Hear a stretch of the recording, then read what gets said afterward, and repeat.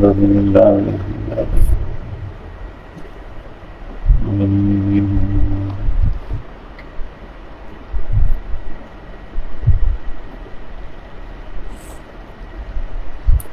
إن الحمد لله نحمده ونصلي على رسوله الكريم أما بعد أعوذ بالله السميع العليم من الشيطان الرجيم بسم الله الرحمن الرحيم ما كان إبراهيم يهوديا ولا نصرانيا ولكن كان حنيفا مسلما وما كان من المشركين إن أولى الناس بإبراهيم للذين اتبعوه وهذا النبي والذين آمنوا والله ولي المؤمنين ودت طائفة من أهل الكتاب لو يضلونكم وما يضلون إلا أنفسهم وما يشعرون يا أهل الكتاب لم تكفرون بآيات الله وأنتم تشهدون يا أهل الكتاب لم تلبسون الحق بالباطل وتكتمون الحق وأنتم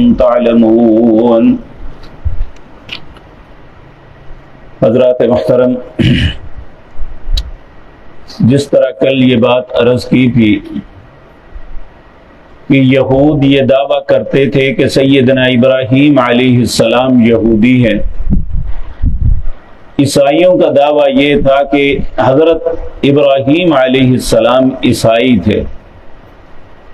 تو پچھلی آیت میں ہم یہ بات پڑھ آئے ہیں کہ یہ تورات اور انجیل تو یہ بعد میں اتری تھی، اور یہاں سرے سے اللہ رب العزت نام لے کے یہ بات کہہ رہے ہیں ما کان ابراہیم یہودیا ولا نصرانیا۔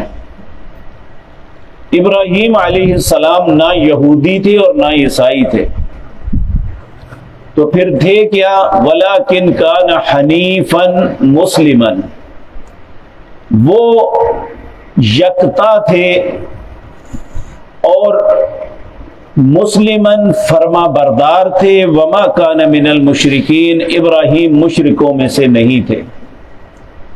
یکتا یعنی ایک اللہ کی طرف متوجہ تھے، جبکہ یہود جو ہے عزیر علیہ السلام کو اللہ کا بیٹا بنا کے ان کی عبادت بھی کرتے تھے، اور عیسائی جو ہے یہ سیدہ مریم اور سیدنا عیسیٰ علیہ السلام کو اللہ کی بیوی اور بیٹا بنا کے ان کی عبادت کرتے ہیں۔ ان کے معبد خانوں میں ان کی تصاویر آج بھی لگی ہوئی ہیں۔ یہ جہاں اللہ رب العزت کے حضور عبادت کے لیے کھڑے ہوتے ہیں، ساتھ ان کو بھی شریک کرتے ہیں کہ ان تینوں کے لیے ہم عبادت کر رہے ہیں، جبکہ ابراہیم کا مسلک مذہب یہ نہیں تھا۔ ولیکن کان حنیفا، وہ تو یکتا تھے، یعنی صرف اللہ رب العزت کی عبادت کرنے والے تھے۔ مسلمن، وہ فرما بردار تھے، تمہاری طرح ہٹ درم نہیں تھے کہ اللہ بات کچھ کہتا ہے تم کچھ کرتے ہو، اللہ کا حکم آتا ہے تم کہتے ہو سمعنا وعصینا، سنا اور نافرمانی کریں گے۔ تو ابراہیم علیہ السلام تو ایسے نہیں تھے، مسلمن، وہ بڑے ہی فرما بردار تھے۔ وما کان من المشرکین، تم اللہ کے ساتھ شریک بناتے ہو ابراہیم اللہ رب العزت کے ساتھ کسی کو شریک نہیں بناتے۔ اور یہود نے بھی اور عیسائیوں نے بھی اپنے انبیاء کی قبروں کو سجدہ گاہ بنا لیا تھا، یا وہاں پہ مسجدیں تعمیر کر لی تھی۔ تو نبی کریم صلی اللہ علیہ وسلم نے آپ نے زندگی کے آخری لمحات میں جو بہت سی وصیتیں کی تھی، ان میں ایک امت کو یہ بھی بات بتائی تھی لعن اللہ الیہود والنصارى، اللہ کی لعنت ہو یہودیوں اور عیسائیوں پر، اتخذوا قبور انبیائہم مساجدا، انہوں نے اپنے نبیوں اور ولیوں کی قبروں کو سجدہ گاہ بنا لیا یا مسجدیں بنا لیا۔ آج امت اسلام کے اندر بھی بہت سے لوگ یہی کر رہے ہیں کہ مولوی مرتا ہے اسے مسجد میں دفناتے ہیں، حالانکہ قبرستان میں دفنانا چاہیے۔ یہ صرف نبی کا خاصہ ہے کہ جس جگہ نبی فوت ہوتے ہیں اسی جگہ ان کی تدفین ہوتی ہے۔ یہ علماء کا خاصہ نہیں ہے۔ تو اللہ رب العزت کہہ رہے ہیں ان اول الناس بابراہیم، سب سے زیادہ حق رکھتے ہیں ابراہیم علیہ السلام یا وہ ابراہیم علیہ السلام کے متعلق للذین اتبعوا، وہ جو اتباع کرتے ہیں اس چیز کی جو ابراہیم علیہ السلام نے کی، اور وہ کون ہے؟ وَحَاذَا النَّبِي، یہ نبی ہے یعنی جناب محمد الرسول اللہ صلی اللہ علیہ وسلم، والذین آمنوا، اور وہ لوگ جو ان پہ ایمان لائے، جو شرک نہیں کرتے، جو اللہ کی فرما برداری کرتے ہیں۔ اللہ ہمیں بھی ایسا بننے کی توفیق دے۔ تو کہا وَحَاذَا النَّبِيُّ وَالَّذِينَ آمَنُوا، یہ نبی ہے اصل ابراہیم علیہ السلام کی طرح، یا ابراہیم کا مسلک مذہب ان کی طرح ہے۔ واللہ ولی المؤمنین، اللہ مومنوں کا دوست ہے۔ پھر اللہ فرماتے ہیں وَدَّتْ طَائِفَةٌ مِّنْ أَهْلِ الْكِتَابِ لَوْ يُضِلُّونَكُمْ، اہل کتاب کا ایک گروہ ان کی بڑی خواہش یہ ہے کہ وہ آپ کو گمراہ کر دے۔ اللہ رب العزت فرماتے ہیں وَلَا يُضِلُّونَ إِلَّا أَنفُسَهُمْ، حالانکہ وہ اپنے آپ کو گمراہ کر رہے ہیں، آپ کو کیا گمراہ کرنا ہے، آپ کی تو اللہ رہنمائی کرتے ہیں۔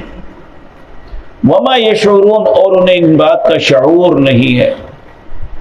پھر اللہ فرماتے ہیں یا اہل الکتاب، اہل کتاب لِمَ تَکْفُرُونَ بِآیَاتِ اللہ، اللہ کی آیات کا کس طرح انکار کرتے ہو تم؟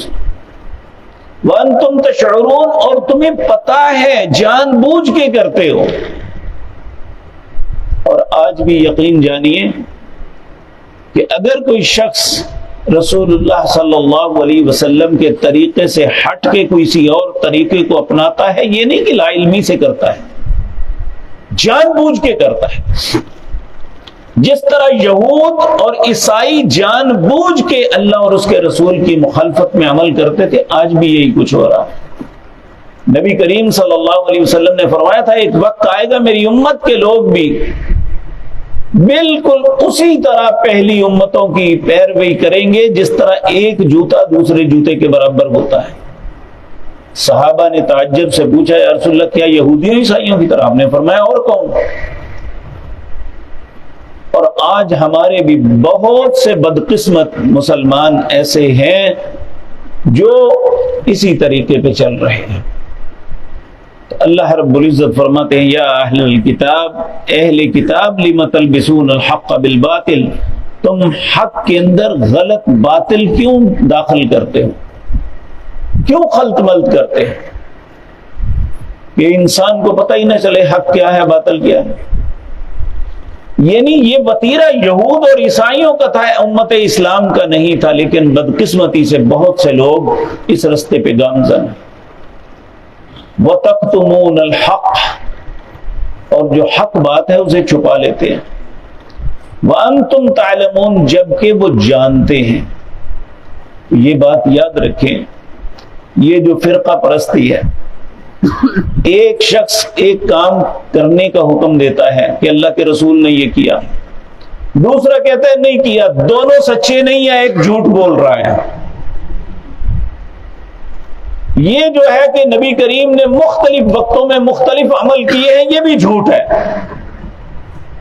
رسول اللہ صلی اللہ علیہ وسلم نے اپنی امت کو کنفیوز نہیں چھوڑا۔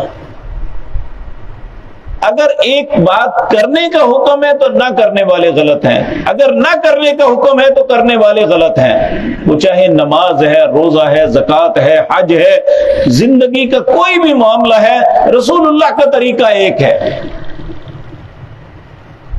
تو اللہ رب العزت ہمیں اپنے نبی کے طریقے پہ چلنے کی توفیق عطا فرمائے۔ یہ آیات ہمیں بہت زیادہ سبق دیتی ہے کہ یہود اور عیسائیوں کی بدقسمتی ان کی ضلالت اور گمراہی کا سبب کیا تھا کہ اللہ کے حکموں کو من وعن تسلیم نہیں کرتے تھے. جس طرح بعض بددیانت لوگ دودھ والا دودھ میں ملاوٹ کر رہا ہے اور آٹے والا آٹے میں ملاوٹ کر رہا ہے، ایسے علماء ہیں جو دین میں ملاوٹ کر کے لوگوں کے سامنے پیش کرتے ہیں. اللہ ایسی بدنصیبی اور بدبختی سے ہم سب کو محفوظ رکھے. اقول قولی ھذا واستغفر اللہ لی ولکم.